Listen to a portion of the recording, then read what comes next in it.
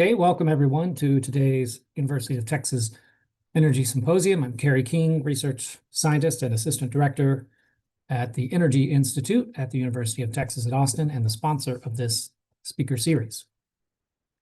Before I introduce today's speaker formally, I will point out the upcoming talks for the next 2 weeks.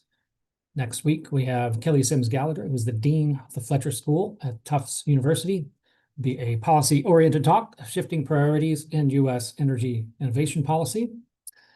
Following that, in 2 weeks, we'll have Joe DeCarolis, who is a head and professor of the Department of Engineering and Public Policy at Carnegie Mellon University. He's also the former administrator of the Energy Information Administration under the Joe Biden administration, and he will tell us a little bit about his time there as the EI administrator. So those are upcoming talks. Today, it is a pleasure to have Aditya Ramji. He is director of the Global South Center on Clean Transportation at the University of California at Davis. The title of his talk is Shaping Industrial Policy with Vehicle Electrification, Analyzing Global Electric Vehicle Supply Chains and Implications. So just a little bit of background on Aditya. He's an economist focusing on energy, transportation, and electric mobility. He has 15 years of experience in policy research and the private sector, and his work is at the intersection of science, policy, and diplomacy. He has a PhD in transportation technology and policy from the Institute of Transportation Studies at the University of California, Davis. He's currently, as the director of this center, of which I've already mentioned, he's overseeing research programs focused on advancing zero-emission transport and electric vehicle supply chains in developing and emerging economies through key pillars of policy, technology, and finance. The program has key initiatives in Asia, Africa, and Latin America, and facilitates international cooperation. His engagements include advisory roles to the governments of Mexico and establishing the California-Africa Climate and Trade Partnership with Kenya and Nigeria. And he had prior roles with India. A little short abstract of his talk. The tensions between climate ambition and economic growth has sharpened, with conventional economic narratives reasserting themselves amid persistent global uncertainty. Developed economies are striving to renew their industrial bases, while emerging markets are rapidly reshaping geopolitics, trade, and manufacturing, ushering in what feels like a new era of industrialization. Against this backdrop, climate action has evolved. Clean technologies have firmly entered the core of industrial strategy.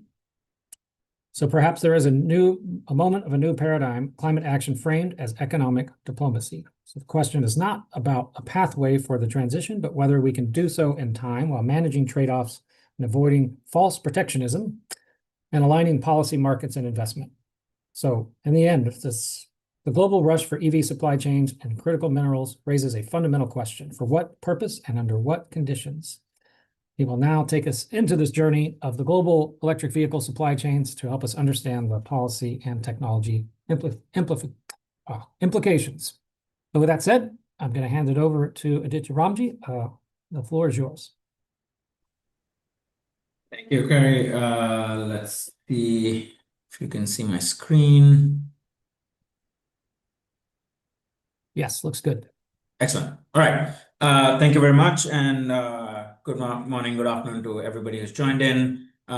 So today, as Kerry mentioned, my aim is to kind of walk you through a little snapshot of what's happening as far as EV and EV transitions and industrial policy is concerned around the world. I'm sure a lot of you have heard, in the news, a lot of different developments that have taken place over the last year. Of course, an hour is never enough to unpack a lot of this, but hopefully it'll leave you with enough food for thought. Before I get into my talk, just a little quick background on who we are. I'm with the Institute of Transportation Studies at the University of California, Davis. We've been around since '91, and now with fairly large global presence of our research programs, not just in the US, but in Latin America, Europe, Africa, and Asia. And this is kind of, the broader structure of who we are. We cover various aspects of transportation. Most of my work focuses around the EV transitions across different vehicle segments globally. So it's not just cars and trucks and buses, but also two and three wheelers. But also how we actually get a lot of this done. Where is it being manufactured? Where are the supply chains? And how does politics and trade kind of intersect with our climate ambitions? So this is jumping right into it. This is kind of what you might have been hearing or seen in headlines recently. Just a couple of weeks ago, we heard about major US automakers writing off EV investments, largely driven by a lot of policy uncertainty here. But at the same time, our neighbors in the north in Canada just introduced a new program on that is incentivizing EV adoption for consumers, but also focused on kind of developing an auto industry or enhancing an auto industry around new technologies within Canada. And then there's been a lot of talk around critical minerals and supply chains. The United States hosted one of the largest critical minerals ministerial 2 weeks ago. And then in Europe, we're having regulations around look, if you want to sell EVs, if you're a foreign company, you should come and set up manufacturing in our jurisdiction. It has to lead to economic growth, it has to lead to jobs. And so we're almost now seeing kind of going back to the basics and principles of fundamental economics, right? Everybody wants their economies to grow. Everybody wants to create investments. Everybody wants to create jobs. And all of this needs to happen along with us being able to ensure that we're still meeting our climate goals, still ensuring that energy transitions are continuing to have the momentum they're supposed to have, but not at the cost of fundamental principles of economics. And so this is really what has started to change the narrative in the last 2, 3 years, where we've kind of started to shift from the notion that we want to do all of this clean energy transition just purely from a climate perspective, but countries are now seeing this as an opportunity for, in some ways, reindustrialization. So we're almost seeing a second industrial revolution at this point, but countries want to take advantage of what the clean energy transition has to offer. Look, when we think of it from an electric vehicle transition perspective, most of us often, only hear about the vehicle that's manufactured, and the ones that we see on the road are the ones that we or our families purchase. But there's a lot that happens to get there, right? There is everything from manufacturing, battery production, cell production, all the raw materials you need for that. And so, depending on who you ask, why we care about any of this, the answer would be different, right? If you asked an economist, it would be from a perspective of, let's say, an energy security argument, or reducing import dependence, or for certain other parts of the government, it would be about how do I look at fiscal efficiency? How much money am I spending on some of these things? What's the impact that it has on my economy? And then as we've moved into industrial policy, we've started to care about batteries and supply chains. Many of you would have heard about the U.S. Inflation Reduction Act that was in place in the previous administration in the U.S. That's a good example of what kind of is happening in most places, right? On the one hand, you're giving incentives to consumers to buy more EVs. You need to create scale for market, which then is also linking to manufacturing, to supply chains, all of that, and with the hope that we're not just meeting our climate goals, but really adding jobs and investment and supply chain security. And this has kind of become the new paradigm around this transition. In the US, for example, in the 4 years of the IRA, we added some of the fastest growing battery capacity in the US, going from less than, I think, 3 or 4 gigawatt hours of cell manufacturing to almost 70 plus gigawatt hours of cell manufacturing in a very short span of time. Just kind of gives you a sense of the implications of how good policy can actually drive multiple objectives. Just the next couple of minutes, I'll just kind of, before I get into the fun information that I wanted to share with you all, just kind of give you a little bit more from a research perspective as well of how we're actually framing this, which hopefully many of you can take back and continue to add to the body of work that, and there's a lot to do in this space. But essentially, our starting point was always about, what's the new EV sales market looking like in different countries, across different vehicle types. then what are the different battery sizes that are going, which will determine the total demand for batteries in any given year. And as you know, batteries come with different chemistries, and these chemistries determine the performance of EVs. Predominantly, we have two or three types of chemistries that are very popular in the world. One is known as LFP, which is essentially a lithium ferrophosphate or iron phosphate. The second one is NMC, which uses nickel, manganese, and cobalt in different proportions, but still a lithium ion based chemistry. And then something that Tesla pioneered, which is very dominant in the United States, is NCA. And so that's kind of also concentrated in this part of the world. But once you learn about what materials go into making these cells, is where it starts to have starts to kind of unravel the rest of the story around, how much minerals does a country need? Where will you get it from? And what are the risks to supply chains? But also, when you deal with end of life of these batteries and vehicles, knowing what materials are there allows you to think about how you want to frame recycling and end of life policies, and how that whole thing has a feedback loop and all of this. Of course, from a modeling and research standpoint, you can have different scenarios and assumptions that can help you build out, a what if scenario of what will happen either at a country level, regionally, or globally. So just kind of giving you a snapshot of what I was mentioning, the modeling tool that we've been working on kind of helps you kind of forecast, EV sales by different segments, by different powertrains across both IC engine vehicles, but also different kinds of EVs, battery electric, plug-in hybrid, and so on in different countries and regions of the world. And because you have that, you can also determine what's the fuel consumption based on fuel efficiency. You can know all the different kinds of basically energy inputs going into the transportation ecosystem, everything from gasoline to diesel to biofuels to hydrogen and electricity. And then the part that we've really started to build out in the more recent time is around all the electrification story and the battery demand. What does that mean in terms of mineral forecasts? So this is just an example for how much lithium different markets would need over time. And you will see that the material demand and the supply chain ecosystem lags in different places depending on the trajectory of market adoption that would take place in different parts of the world.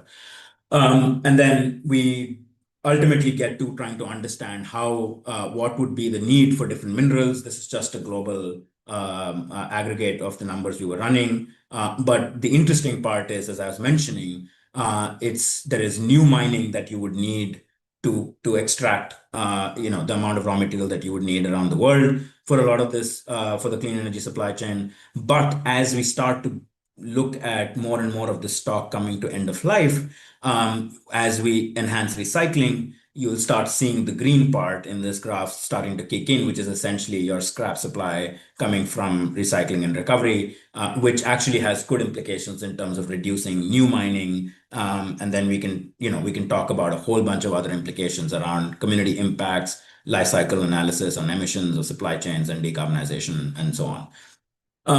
But one of the things of linking all this back to transportation is how do you manage all of this, right? Depending on different countries have different constraining factors. Somebody has access to supply chain, somebody doesn't. Somebody is entirely import dependent.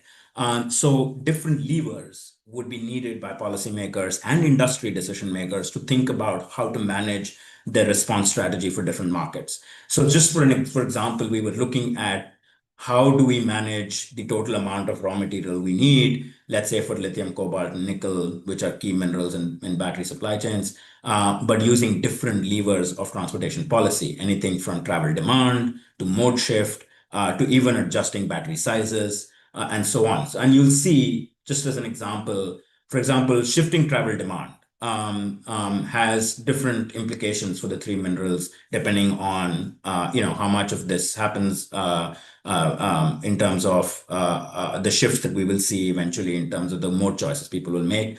But even adjusting battery sizes has implications and so on. So with this, let me get into the meat of what I wanted to kind of share with you all today. Just to kind of warm up, and recap, the EV market is definitely growing. So we hear a lot of different narratives about markets such as the US, where we're seeing policy uncertainty starting to affect the market scenario. But the rest of the world is growing and growing rapidly, right? And so the top three markets from an EV sales perspective is essentially China, Europe, and the US.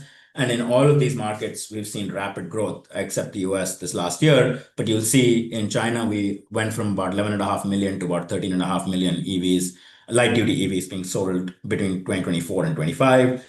In Europe, we went from a little over 3 million to over 3.5 million. And what's interesting is almost 65% of global EV sales right now are still coming from China. And that story has a lot of implications in itself. China has built a phenomenal industrial capacity around EV supply chains, battery production, EV production, where as they are reaching, China last year hit about 56% of new sales and the light duty domestically as EVs. But with this massive amounts of production capacity, they're obviously looking to other markets to be able to supply their excess inventory and production, and that has started to significantly shape and reshape the way EV transitions are happening, but also leading to a lot of countries putting restrictions and starting to use economic tools, trade barriers, and so on, which are now starting to have significant effects around how the EV adoption will play out in different places, which is kind of what I'll kind of give you a view on over the next 30 minutes or so. But beyond China, the US, and the EU that we often hear about, there is also a lot of rapid development that we're seeing in many other markets. Some of the world's most largest emerging economies, India, Indonesia, South Africa, Brazil, are all seeing rapid deployment of EVs. And what's interesting is you'll see in this graph, just in the last few years, especially post 2022, we've started to see some of these emerging economies overtake even the EU and the US in terms of new sales share of EVs in the light duty space. So, for example, Vietnam this last calendar year hit almost 40% new sales of EVs, driven significantly by VinFast, which is one of their own domestic EV manufacturers. Thailand hit 30%. Both of these ahead of the EU, which is otherwise seen as one of the benchmarks for good policy around vehicle electrification and transport decarbonization, which actually landed up at around 27% last year. But closely catching up, we're seeing Indonesia, Colombia, all of those also kind of steaming ahead of even the United States, which closed at around a little over 9%. So this is really where often the story gets missed. And as these markets start to scale up, and these are not small markets, for example, India sells about 4.5 million light duty vehicles a year, and that's a fairly large market. They're the third largest after China and the US. And so as these markets start to electrify, they will offer significant opportunities for market scale, which means that if we falter on policy, let's say in the US or in other markets, industry will reshape and take advantage of these other places. And over time, as industrial supply chains start to restructure, we could see a very different story emerge over the next few years in terms of where these investments go, where the maximum benefits from an economic standpoint of the EV transition will actually start to be delivering benefits in what would have otherwise not been markets of focus, even if you had asked this question 2 or 3 years ago. But when we think of EVs, it's not just EVs, right? Within EVs, typically we're talking about battery electric vehicles, which are essentially 100% zero emission, but also plug-in hybrid vehicles, which of course need to be plugged in to an external charge source, but essentially have both an ICE and a battery powertrain and an EV powertrain. But what's interesting is the narrative. In the three largest markets, China, US, and EU, which is on your extreme right, you'll see plug-in hybrids do play a pretty decent role. And in China, for example, about about 40% is plug-in hybrids. In the US, it's about 20-25%. But when you look at certain other markets, such as India or Vietnam or even Indonesia on the extreme left, these are almost 100% battery electric markets. So this is also trends that are important to identify in terms of what is the market buying, what are consumers purchasing, and therefore has implications on what kinds of policy decisions and choices a country or decision makers will take based on their different objectives, whether it's industrial investment strategy, whether it's supply chains, whether it's vehicle pricing, and so on. But what's also interesting is we're also already seeing some of the shift. So it's not just about where vehicles are sold, but also where are these made. Just about 5 years ago, if you look at the right-hand side pie chart, China was making about 42% of global EVs, the EU about 35%, and some of the major developing country markets were manufacturing less than 1% of global EVs. But look at what's happened in 5 years. The global south, minus China, emerging economies like India, Thailand, Vietnam, and others are now up to already 3% of global EV manufacturing. So as I showed you earlier, as these markets are offering and ramping up quickly, they are also attracting investments from industry and shifting supply chains. But we're also seeing the significant ramp up of China in that global EV production capacity from 42 to 73%, which is essentially all taken away from the EU and the US, which contribute now to less than 20% combined of global EV production, compared to 5 years ago, where they were actually making almost close to 50% of global EV production. And that's just gives you a perspective of how things are also rapidly changing in a very short span of time. And when you think about this from an industrial policy and investment perspective, right?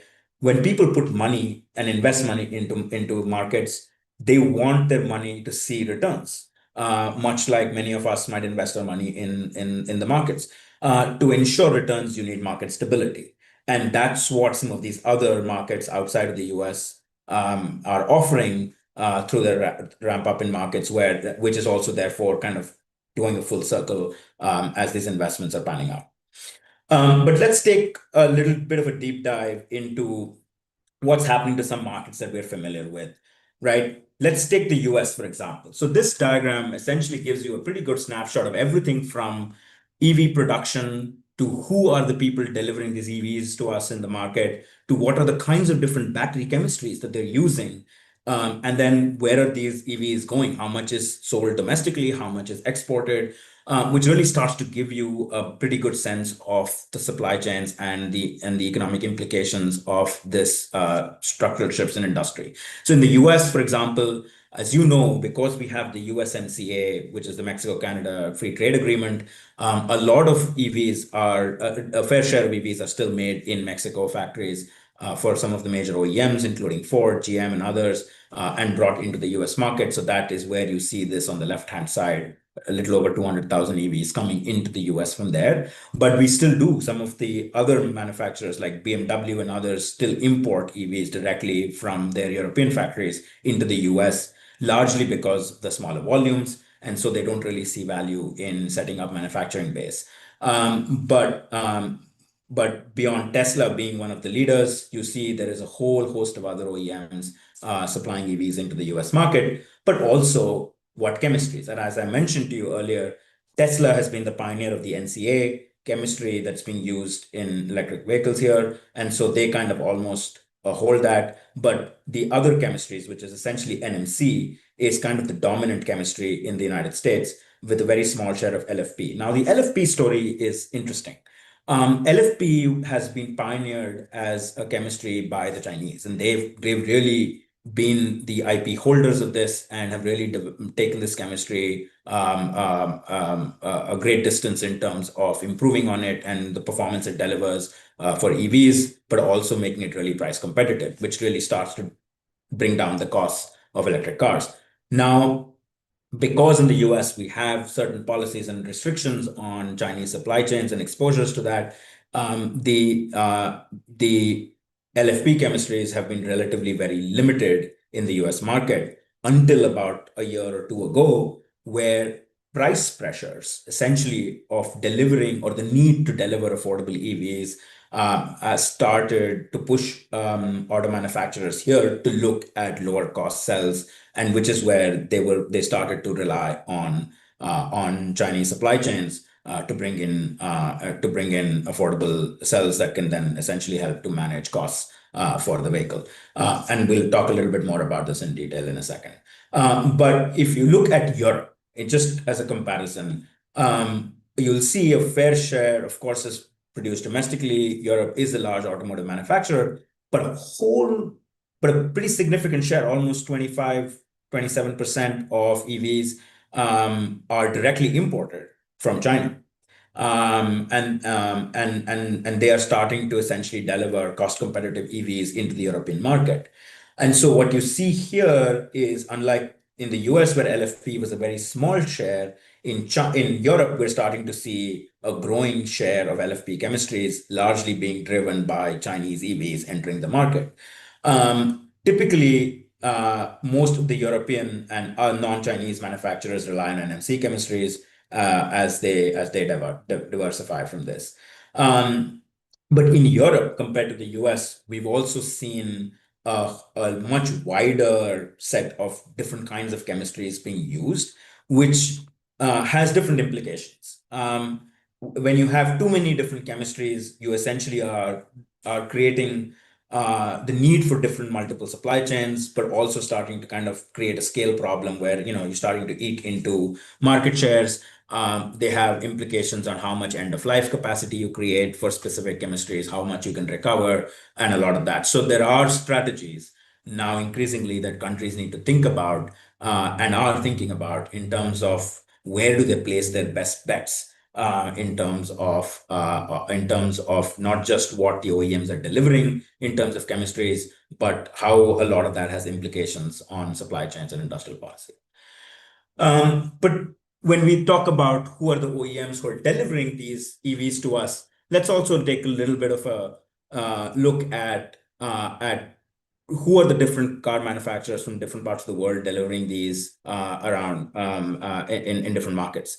In the US, as I mentioned, because we have restrictions on Chinese EVs coming in, you'll see a lot of it is European OEMs, which is the dark blue on the right on the top, and the big yellow is American OEMs, followed by Japanese and Korean OEMs, which is your Hyundai and others. But in most European countries, you'll of course see the EU or the European OEMs dominate, but the red bars are the interesting story, right? This is just for last year, but if I wish I had one that showed you how this was maybe a few years ago.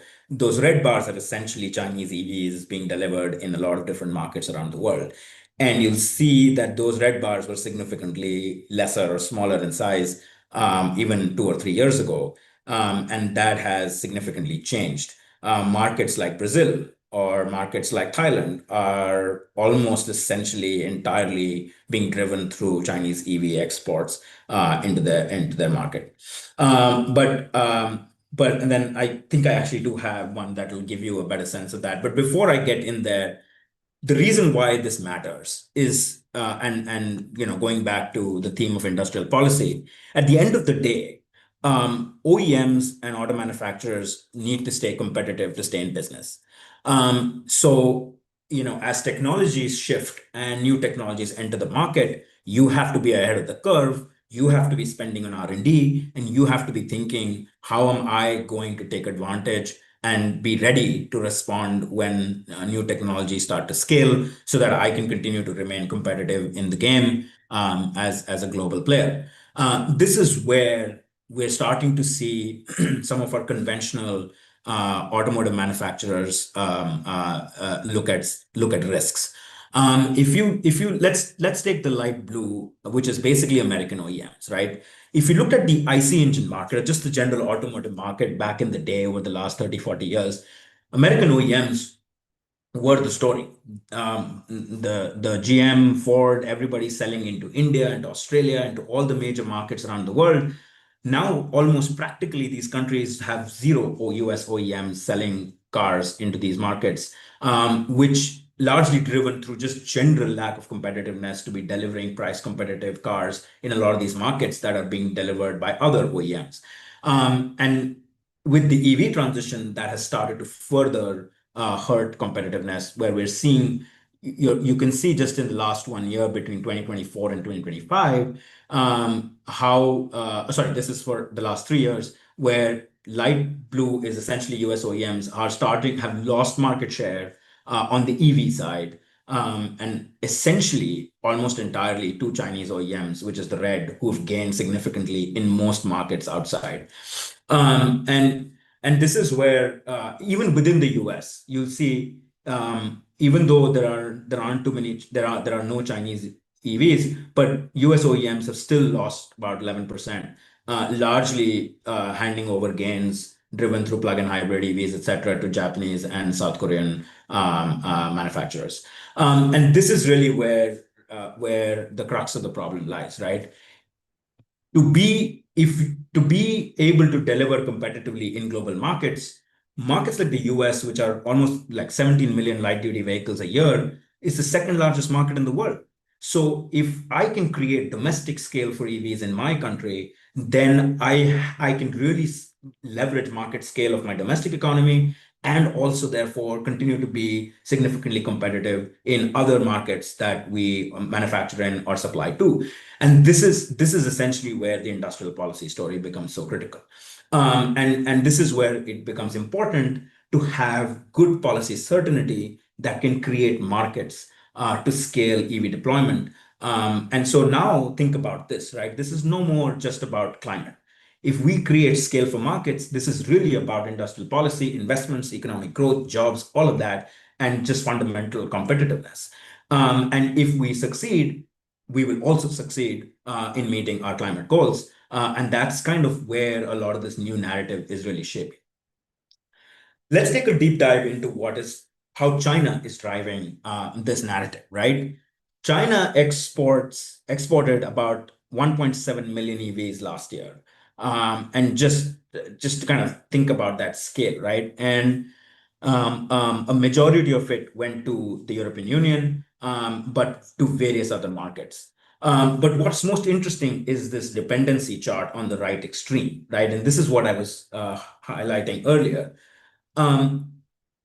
Over the years, in the last 4 years, Chinese EV exports into different markets have really ramped up and are starting to really compete with other players in the market. So, for example, in the EU or plus, UK, generally in Europe, in Western Europe, Chinese EVs were only about 12% 4 years ago. Now they're already 20%. But let's take a look at certain other markets. South Korea was no Chinese EVs just 4 years ago, but in just 2 years, they've gone up to 31% between 2024 to 2025. But let's take a look at some other markets. Let's look at Australia. 81% of EVs, light duty EVs sold in Australia last year were Chinese EVs. In Brazil, 91%. In Thailand, 76%. In India, 27%. In Mexico, 85%. And this is essentially happening, as I mentioned, one, because of their ability to deliver cost competitive EVs because of the scale that they've created from their own domestic market, and now also controlling global supply chains, everything from vehicle production to batteries and supply chains. They've really created a competitive ecosystem that allows them to do a lot of this. And of course, there are many layers to this in terms of government policies, support, subsidies, and whatnot. But at the end of the day, this is the result we're seeing in the global EV market dynamics. And just to kind of give you a further sense, right, of how the price competitiveness is playing out. So I know this slide is a little complex, but and I can share this with you. But to just bear with me for a couple of minutes. If you look at let's take the left-hand most quadrant, which is the US market. The quadrant essentially tells you it's very simple. The y-axis here maps all the different EVs that are being sold in these markets. model by model and what share of the market they make up. So the most popular EVs that sell the highest number Aditya, are, yes. you just went out for about 15 seconds, so just start over on the Sorry. slide. I'll restart on this slide. Sorry. So let's look at talking about price competitiveness. Let's look at this left-hand most quadrant as an example. On the y-axis, we have EV models that are selling in different volumes, and so the ones that are most popular are on the left-hand most top quadrant. And then on the x-axis, we have the prices of these vehicles. And so you can see what you ultimately want from an affordable EV narrative for real market growth is you want more density in this top left-hand quadrant where you have lower prices, higher volumes of EVs, and more models to be sold there. Now, if you just compare these three graphs and look at the density of the number of models in that top left-hand quadrant, the US, EU, and China. And you can see progressively how that is changing and different. And this is fundamentally a market scale problem, right? You will get more affordable EVs if you can create scale. And so this is what we're seeing, and this is how Chinese competitiveness is really starting to impact and also start to put price pressures on OEMs in different parts of the world. But kind of just to give you a better sense of this, in the US, roughly we had about 22 EV models in this top left-hand quadrant about a year ago, with an average median price of $52,000. In Europe, similar price point, but at least there were 41 models in that top left-hand quadrant. And in China, you had almost 69 or 70 models in that, and just shows you the diversification in the market that we're starting to see. But just to kind of dive deeper, right, and think about this price dynamic and how it impacts competitiveness and affordability in the US. If you look at we have a different kind of dependency on the Chinese.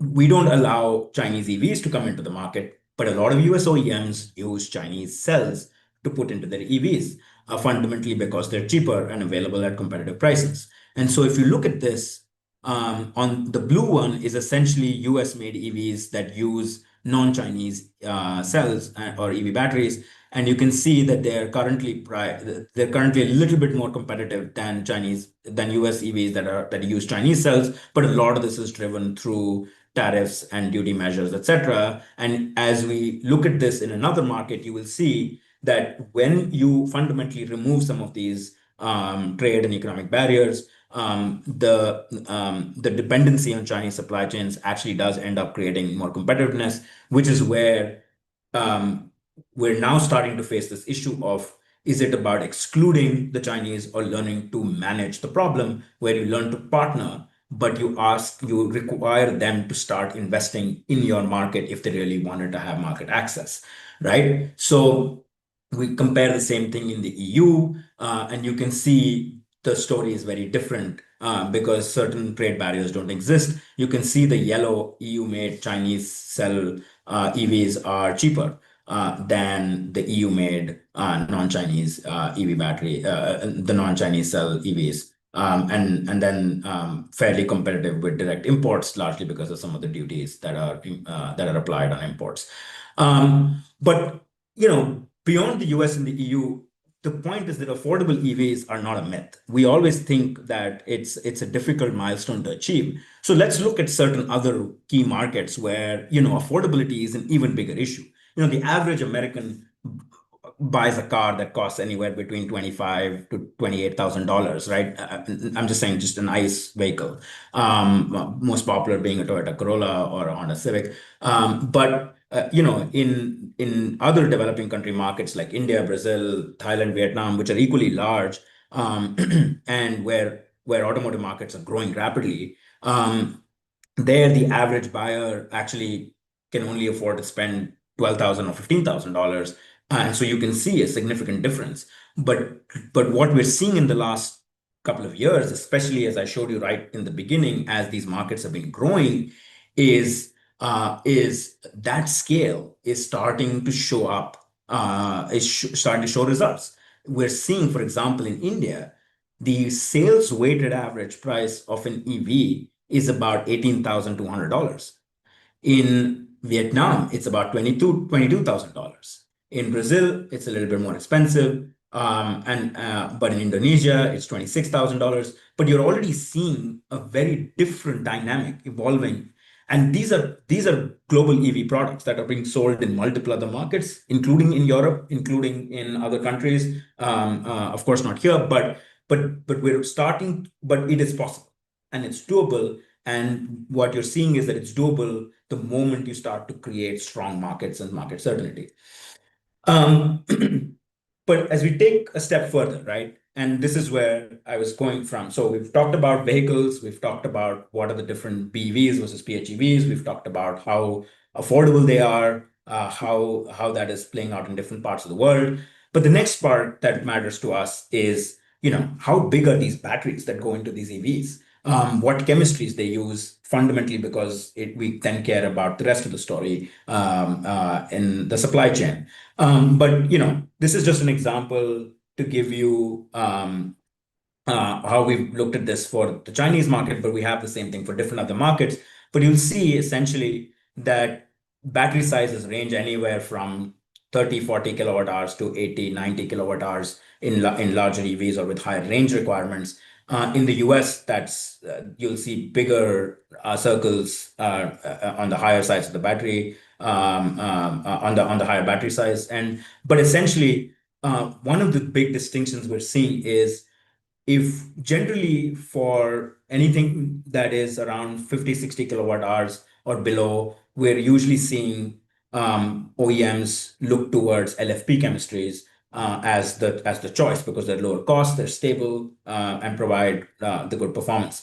But for higher range EVs and high performance EVs, we're starting to see that markets tend to prefer NMC chemistries. And that's essentially how we're starting to see the strategies evolve in different ecosystems. And then, of course, we're also now seeing new chemistries emerging, where sodium ion battery, solid state chemistries, each of these will change the way some of the supply chains will play out, but will also have different implications in terms of cost structures and so on. Similar story to unpack in India. We have over the years, you can see how, because typically in these markets, in developing country markets, people don't travel as long or as far as, and generally less car dependent than the US. Average battery sizes can actually be lower and still meet the range requirements for people, which allows them to also keep the costs in check. But essentially, you can see that essentially the markets are kind of in India kind of getting to about a 40, 50 kilowatt hour battery pack, mostly all LFP, which is your blue color circles, and then some high performance EVs using others. But this LFP story is an interesting narrative. Many years ago, when China created the LFP chemistry, they essentially really pioneered it, and then at some point gave it up. But as the world saw pressures on needing to create lower cost cells and batteries, and de-risk supply chains, and creating non-China supply chains, we started looking at a whole host of NMC battery chemistry investments happening in Europe, in the US, and elsewhere, in Japan, in South Korea. And then as the market started to reopen and the market scale, China came back and drove the resurgence of cost competitive LFP batteries around the world.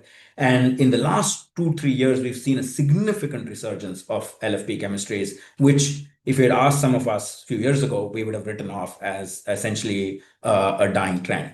But even in the US, we are about 10, 12% EVs last year, 2 years ago, were using LFP. In certain other markets, the LFP chemistry shares range anywhere from 50, 60, 80%, all driven by your supply chains. And so this will have implications on, on what raw materials require, where do you have capability and the IP to even deliver and build out, how much dependency, therefore, do you have on certain specific players and countries that keep the know-how for some of these technologies. So, one part of the story that we talked about was the Chinese exports flooding various markets around the world, with cheaper EVs. But even in markets where you have restrictions on whether these vehicles can enter your market, or you have their own domestic production, like in the EU and India and the US, to still create affordable EVs, batteries are one of the key cost structures in that. And so the other kind of dependence that has emerged is Chinese cells being imported and put into these EVs, right? So it's not just, even in markets where we don't have Chinese EVs coming in directly, OEMs are still dependent on Chinese batteries to deliver competitive EVs in those markets. And so this other kind of dependence, and we're starting to see who's really building on Chinese cells when they're making EVs within their own economies. And so you'll see this narrative has started to shift. So just about 4 or 5 years ago, the dependencies were almost negligible. But now, in the US, for example, anywhere from 20 to 60% different OEMs have dependencies. In Europe, the same OEMs that have relatively lower dependency in the US or North America because of trade and geopolitical constraints have a higher dependency in Europe, where some of these constraints don't exist. So you're also seeing how the same company is deploying different strategies in different markets, depending on the narrative of economics, trade, and geopolitics that's shaping up. So just to give you a sense, in the US, in the last 1 year, there are about, BMW, for example, 52% of BMW EVs sold in the US use Chinese cells, 32% of Ford EVs sold in the US use Chinese cells, and so on, right? And that already starts to give you a sense of the dependencies that are being created on supply chains, and how that is starting to shape the economic heft and the control over trade flows and geopolitics that different economies start to have, and how a lot of that plays out in the larger macroeconomic narrative that we often hear about. In the EU as well, right, these dependencies are significant. I mean, you can see, depending on the OEM, different OEMs have significantly higher exposure to Chinese cells, which is essentially the red bars. And you'll see how they've increased. For example, BMW in Europe, it's headquartered there, almost had a 50% increase in Chinese cells being utilized for their EVs, 30% plus for Stellantis, Renault, Nissan, Mitsubishi, which is also a European headquartered alliance, about 20%, and so on, right? And so you start to see how a lot of that is essentially shifting even in other markets outside of the US. So let me kind of come closer home. And this is something that is happening in real time, right? So as you know, we now have a relatively evolving policy uncertainty in the US market, which is affecting overall market demand. But then we've also seen significant investments in batteries and battery manufacturing facilities in the United States, right? So if we, just for a minute, if we only look at this purely from an economic standpoint and not really worry about climate and whatnot for a moment, think about this, right? We've already created these investments. These are facilities that are functional, have created over 100,000 jobs. They need to have a certain minimum demand and output to be able to function effectively and ensure that at least we retain those jobs, if not add more, and to ensure that these investments don't become stranded assets. And so for that, we need, but for the battery facilities to function, you need technologies that use these batteries, and these are not going to come from stationary storage or power sector where the scale is still smaller. The largest demand is from the automotive sector and its transition towards electric vehicles, both for light duty cars, but also around zero emission trucks that actually have larger batteries and can actually create significantly larger demand. So if we think about it that way, then the story really shifts. And then take the one other step behind the scenes where, in the US, for example, now we're focused on how do we get access to critical minerals? Where do we invest? And we need to source. But let's just remember one thing, that critical minerals and raw materials are inputs to an end-use technology. They're not the starting point. So the more demand we create for end-use technology, the more scale we will create for all the supply chains behind that, which means that the more EVs and EV batteries you create, the more renewables and stationary storage demand you create, the more clean energy technology demand you create, you will create a demand for downstream manufacturing, you'll create a demand for raw materials, you'll create a demand for all of that, and you'll create market certainty, and investments will start to see light of day and continue to keep driving benefits to the economy. So even from just that industrial policy and economic narrative, this uncertainty on the end use technology side essentially starts to create risks to the ecosystem. So this year, 2022, as the US EV market was growing, we looked at about 75 gigawatt hours worth of EV battery demand coming from just light duty EVs being sold in the United States. Last year, we deployed about 133 gigawatt hours worth of batteries in light duty EVs sold in the United States. And of that, about 74 gigawatt hours was actually manufactured in the US. The rest had to be imported. Right. So, but this year, given the policy uncertainty, we might land up at only 98 or 102 gigawatt hours of total demand. What this means is this is where the essential suppression of market scale and demand is starting to now affect everything else. It will start to affect these investments. It will start to affect choices. It will even start to affect investments in minerals and raw materials, because we won't know how much more do we need. Or, for example, in the last few years, because we've already made sufficient investments globally in different minerals and raw materials, market dynamics will just determine that you don't need new investments, or a lot of these investments will be made but won't see sufficient offtake. And so this consistent loop that we're in is really where we're starting to see the cross section of industrial policy and a lot of our climate transitions and technologies that we're dealing with. But let me end with just one set of framing that I would hope that will help all of you think a little bit more about how, irrespective of where and how you are working in or you're researching, the theory of change, or how all of this is connected, is really important to understand, and hopefully will help trigger thoughts around your own interests and research projects. But essentially, look, there are many countries many years ago that said, okay, to drive EVs, we want to give more consumer incentives. Great. So that was pretty much the philosophy for the longest time between 2015 to even 2021, 22, where countries were putting out a lot of money on incentives. But the moment you pulled out the incentive, the markets came crashing, right? That means that people were only responding each year to the incentive. But the moment you remove that, demand faltered.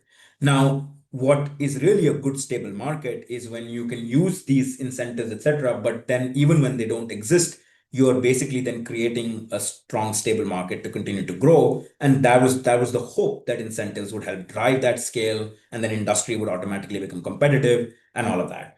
But obviously that didn't happen in the way that everybody had imagined.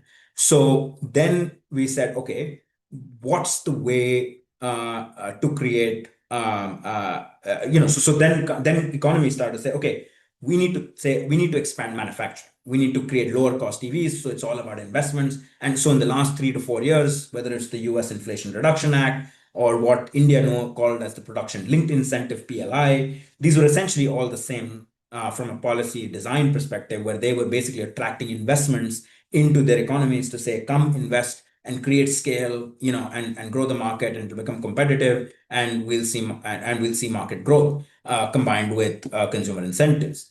But that didn't happen either in many places, fundamentally because why would somebody go and invest if I don't know what the market trajectory would be like, or if I can't estimate with a certain degree of confidence that, okay, I know that roughly the market will grow 10% every year over the next 5 years because here are the different policies and regulations that exist that will continue to create a floor for the market to grow. And this is essentially, irrespective of which way you came at it, you essentially came down to one problem, which was how do I create market certainty on the demand side? And this is where it links to all the other things that we often hear about. So how do I create market certainty? You have to force the market to shift, and you have to force a regulatory shift towards new technologies and investments. Just depending on consumers to drive the market will never happen because consumers always, or on average, tend to go for lowest cost.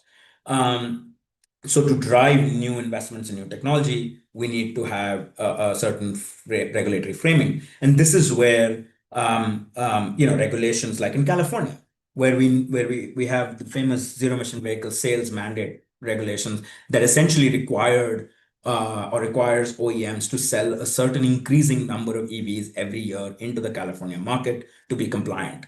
And for every EV they sold, they got a certain set of credits, which they could trade on the market and make additional money. But essentially, that drove market scale. Today, California is the largest EV market in the US.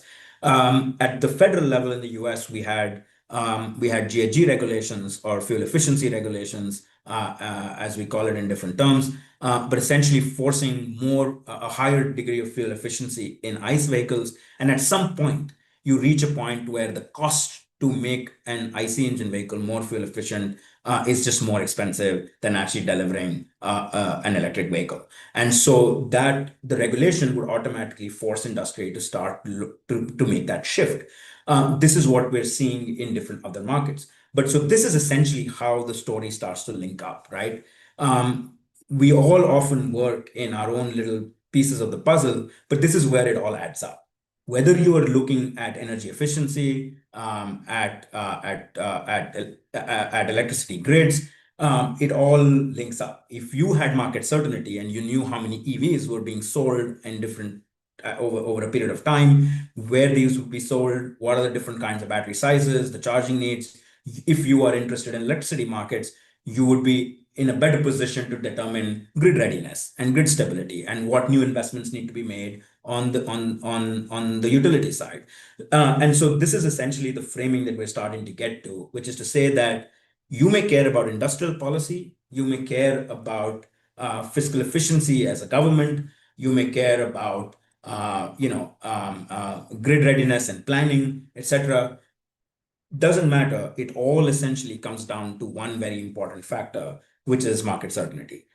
As we focus and as we create this narrative that creating market certainty on the demand and end use side is the most important and will help automatically de-risk and create a much more stable ecosystem for everybody else in the system to be able to play their respective roles and to drive that. That's essentially the framing that we're starting to see. And this, in our mind, is going to be kind of the framing that we're likely to see over the next decade as we enter into this complex world of industrial policy, economic development narratives that are almost being prioritized or reprioritized over just doing something for the sake of climate, right? And which are all very important objectives ultimately from a macroeconomic point of view. But how do we balance both objectives on climate and economy is really going to be the test that we're going to see over the next decade in different markets. But I'll only end by saying that, as I already showed you, different markets are already ramping up. So it's not that the whole world is slowing down. It's going to be a race to the top, in the sense whoever is now going to show that opportunity for market scale will start to attract investments and gain those benefits of that clean energy transition. And once some of these structural shifts in the global trade and economic ecosystem start to happen, undoing them becomes really challenging. And then that will determine the new winners of the clean energy transition and global economic diplomacy that we're starting to see. So with that, thank you very much for your attention. And I hope this was helpful. And of course, I'm very happy to answer any questions now or later. Thank you once again. And Gary, over to you. Okay, right. Thanks for I think a tremendous amount of information and an overview of kind of this global combination of economics and a little chemistry in there, understanding the different technologies. So we do have a few questions here. So one is kind of a little bit broader kind of look on the EV, infrastructure required for EV uses, including charging infrastructure. So this is a question about, is China investing in charging infrastructure in any of the countries that are becoming more dependent upon Chinese EVs, or do you know much about how they're pairing up sales with helping other countries develop, charging? Yeah. I wouldn't say Chinese charging companies necessarily investing in the infrastructure, but they partner with charging companies in those jurisdictions. And that is something we're seeing, right? We're generally seeing OEMs starting to have their own partnerships where they partner with a charging company. So let's say there is X charging company in Europe who is prominent in France, Germany, and Western Europe.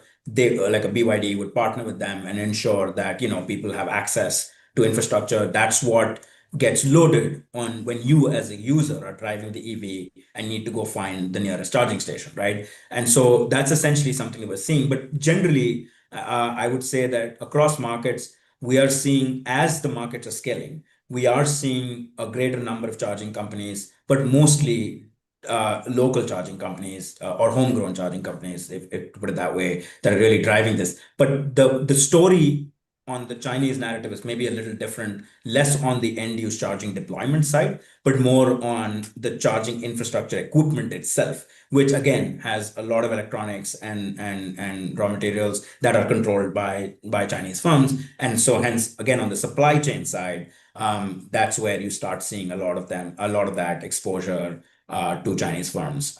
So hopefully that helps answer that question. Right. Yeah, kind of a second part of this person's question.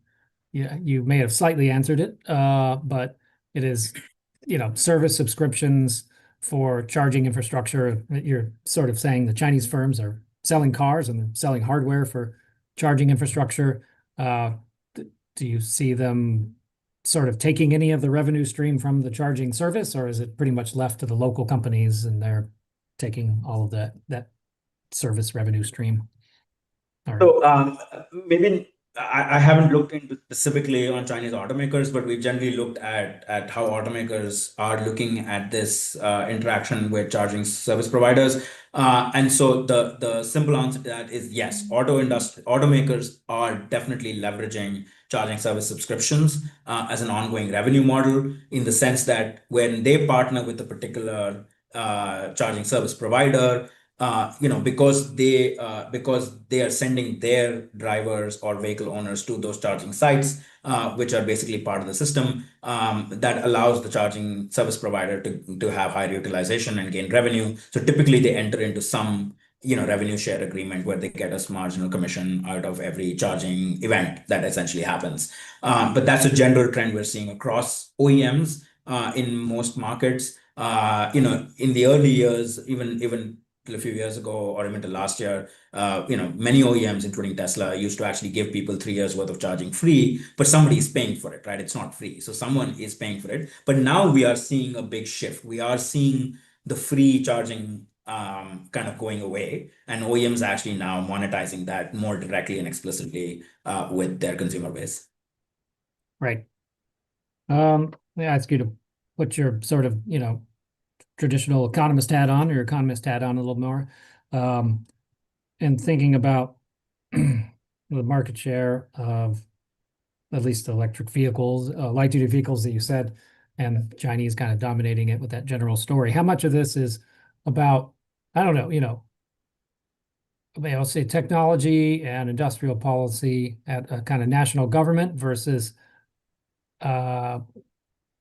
legacy type arrangements in the United States, for example, on wages or other kind of business contracts? Is it the wages and the sort of jobs play into this in a big part, or is it just that the Chinese kind of emphasized and set up a good market certainty perhaps in China, and incentivized local manufacturing. And they didn't really have it's not really a benefit on a lower cost because of wages, because of manufacturing is maybe not that labor intensive, but just pushing ahead on the technology more than the existing US OEMs. Yeah, no, that's actually a good question, and maybe there are a couple of layers to this. I mean, if you look at it from a Chinese perspective on the way they've approached this, I think yes, initially it was about climate, etc. But for them, I think if you go back, it was really very clear. It was always about industrial policy and industrial competitiveness. They used to have their famous 5-year plans back in the day. At some point, the automotive industry 5-year plan kind of was shelved because they really scaled up and they really saw value in how they were able to start building out a very strong control over global supply chains. But to your point, and of course in China there is a lot that happens. There are government subsidies, there is a lot of tax breaks and a lot of other incentives that have been given to industry. But some in general practice, it's not that these things don't happen in other markets. They do, except they probably happen at a slightly lower scale or at times when they have to bail out industry, as we've seen in the US. Back in the 2008-9 crisis, the US government bailed out GM and others. And so, there are examples. But let's take a step back from China and even compare markets that we're more comfortable with in terms of understanding the fundamentals of economics and the auto industry. To your point on wages, wage controls, and automotive unions and all of that stuff, that's very similar. I mean, let's take the US and India as two comparable markets for that matter. Very similar, strong regulatory approaches and structural, fundamentals on the industry. There are lots of rules around wages and how you pay your staff and etc. So with that same principles, it really comes down to how much as an industry are we willing and do we have an appetite to spend on new R&D as part of our annual budgets. And I think one of the telling factors is this. In both countries, in the US and India, we've seen a relatively declining share of R&D spend on new emerging technologies within the automotive industry space over time, which has led to issues of competitiveness and being able to be ahead of the curve. But it's also about, the general comfort. So in the US, it's a 17 million market for light duty vehicles. They think, oh, it's large enough. If I don't operate in external markets, I still have a good domestic market to play around with. That's kind of been the historical attitude in India as well. I mean, Indian OEMs have been very like, oh, we have a 3-4 million market growing. I'm happy selling and playing in this.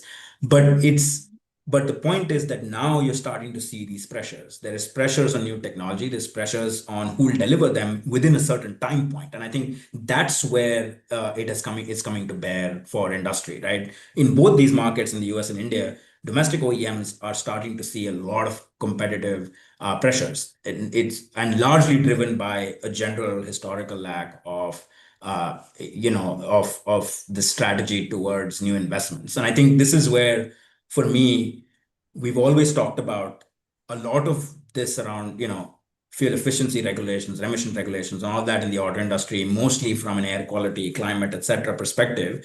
But maybe if we had also parallelly framed it as an equally important industrial and economic competitiveness narrative, we might be in a different situation today, right? Where a lot more diversified set of industry players from around the world would be able to deliver these new technologies at competitive prices where we need them. Right.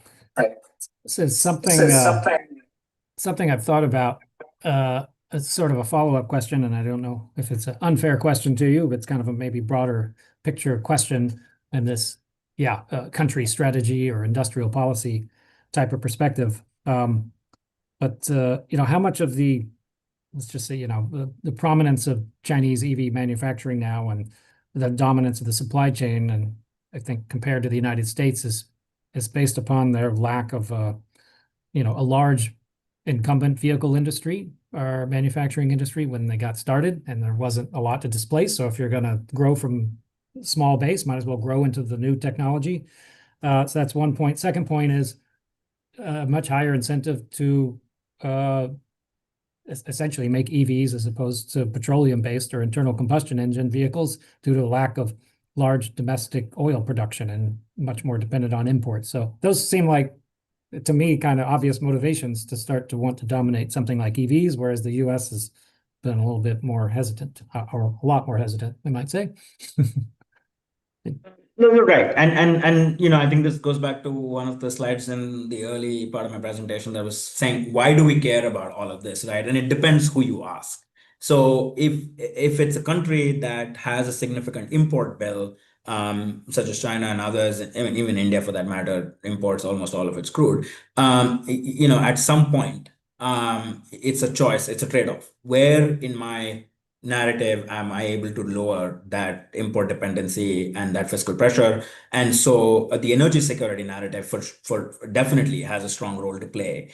But that same timeline of the last 2 decades, let's not forget that the US has also turned into a net exporter of oil and gas, right? And this is where market dynamics start to play strongly. And you have to think about how you look at some of this from an economic strategy and a policy perspective. And let me put it this way.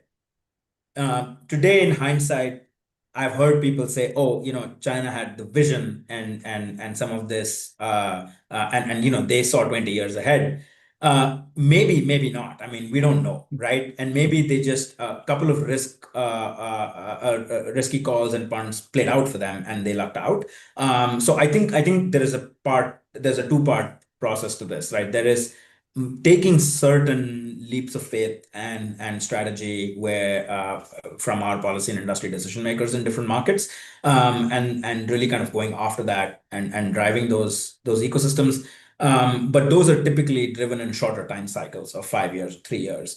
And then there is this longer term vision and strategy, which is where I think it matters. It matters in the forms of government. It matters in how much industry is dependent on government versus independently driving their investment and choice decisions. It's also about which parts of this, how do you look and frame? I think one of the factors, just to say, you're right. In the US, there is a lot of incumbency and some of that, but also just a large market and a certain kind of different consumer behavior approach.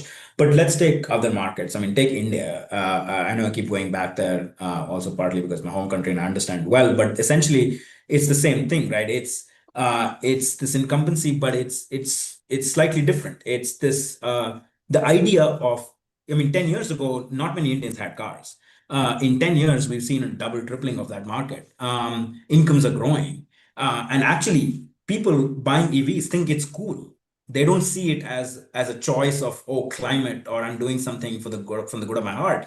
They actually see it as, they walk into a dealership and say, look, I'm looking at a gasoline option, I'm looking at an EV option, and this has, for the amount of money I have, at that same or similar price, I'm getting certain features that I would love to pay for.